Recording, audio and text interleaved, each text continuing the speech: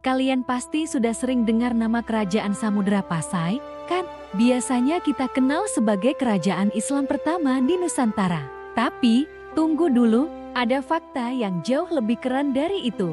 Samudra Pasai bukan sekadar yang pertama, tapi juga pelopor ekonomi syariah global pada masanya. Ini bukan cuma klaim, tapi ada bukti-buktinya. Penasaran? Yuk, kita bedah bareng-bareng. Sebelum kita melangkah lebih jauh ke masa lalu, coba bayangkan dunia tanpa bank sentral, tanpa uang kertas, atau bahkan tanpa aplikasi pembayaran digital. Bagaimana sebuah kerajaan bisa membangun sistem ekonomi yang kuat dan diakui dunia? Nah, Samudra Pasai punya jawabannya, dan jawabannya berkilaan seperti emas. Sekitar tahun 1267 Masehi, di pesisir utara Sumatera, sebuah kekuatan baru muncul. Samudra Pasai tidak hanya membangun masjid dan menyebarkan ajaran Islam, mereka juga membangun fondasi ekonomi yang luar biasa canggih. Inovasi terbesar mereka adalah mencetak mata uang sendiri. Namanya dirham, terbuat dari emas murni. Koin emas ini bukan sekadar alat tukar lokal. Di setiap koinnya terukir kaligrafi yang indah, biasanya mencantumkan nama sultan yang berkuasa dan kalimat syahadat.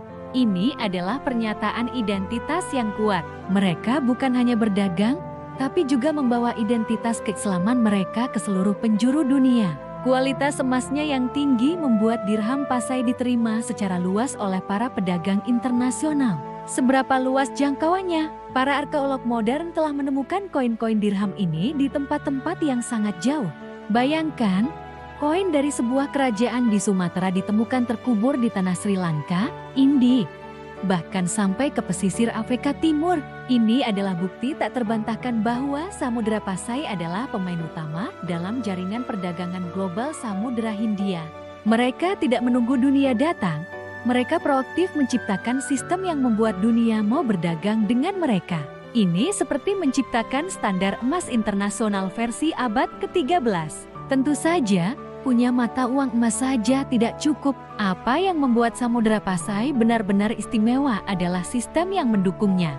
Mereka menerapkan prinsip-prinsip muamalah atau hukum dagang Islam dalam setiap transaksi. Pelabuhan mereka bukan sekadar tempat kapal bersandar, tapi sebuah pusat perdagangan yang teratur dan adil. Di jantung sistem ini ada seorang pejabat penting yang disebut Syah Bandar. Syah Bandar ini perannya mirip gabungan antara kepala pelabuhan, kepala bea cukai, dan hakim perdagangan. Tugasnya adalah memastikan semua aktivitas dagang berjalan lancar, jujur, dan sesuai aturan.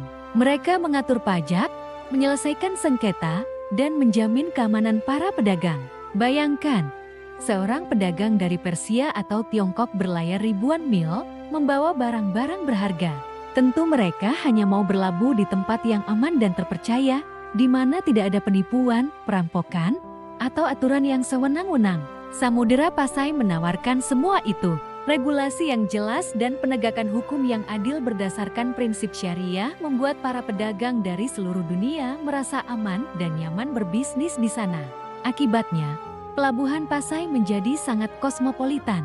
Orang-orang dari berbagai bangsa dan budaya bertemu di sana. Pedagang dari Arab membawa parfum dan kitab, dari India membawa rempah-rempah dan tekstil, dari Tiongkok membawa sutra dan keramik.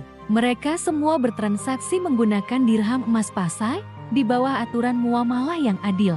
Ini menciptakan sebuah ekosistem ekonomi yang sangat dinamis dan makmur. Kisah Samudra Pasai ini memberikan kita sebuah pelajaran yang sangat berharga. Kekuatan sebuah peradaban Islam ternyata tidak hanya diukur dari luas wilayah atau kekuatan militernya. Kekuatan sejati justru terletak pada kemampuan membangun sistem ekonomi yang adil, amanah, dan mensejahterakan. Pasai membuktikan bahwa prinsip-prinsip Islam, ketika diterapkan dengan benar dalam ekonomi, bisa menciptakan kemakmuran yang dampaknya terasa hingga ke seluruh dunia. Ini sejalan dengan apa yang diajarkan oleh Nabi Muhammad. Beliau sendiri adalah seorang pedagang yang jujur dan terpercaya sebelum diangkat menjadi rasul. Ada sebuah hadis yang diriwayatkan oleh Tirmidzi yang artinya, pedagang yang jujur dan amanah akan dikumpulkan bersama para nabi, orang-orang yang jujur, dan para syuhada. Hadis ini menunjukkan betapa mulianya profesi berdagang jika dilakukan dengan integritas. Samudera Pasai adalah manifestasi nyata dari semangat hadis ini dalam skala sebuah negara. Mereka tidak hanya berdagang untuk mencari untung, tetapi juga untuk membangun peradaban yang berlandaskan kejujuran dan kepercayaan. Jadi, lain kali kita mendengar tentang Samudera Pasai, jangan hanya ingat sebagai kerajaan Islam pertama. Ingatlah mereka sebagai raksasa ekonomi syariah global, sebuah pusat peradaban yang membuktikan bahwa Islam dan kemakmuran bisa berjalan beriringan. Mereka adalah bukti sejarah bahwa dengan iman, inovasi, dan integritas, sebuah bangsa bisa mencapai puncak kejayaan. Warisan mereka bukan hanya artefak di museum, tapi juga inspirasi bagi kita hari ini, bahwa membangun ekonomi yang kuat dan beretika adalah bagian penting dari membangun peradaban yang besar. Semoga kisah ini memberikan wawasan baru bagi kita semua. Terima kasih sudah menyimak sampai akhir. Jangan lupa untuk like, komen, dan subscribe agar kita bisa terus menggali harta karun sejarah Nusantara yang luar biasa ini bersama-sama. Sampai jumpa di video berikutnya.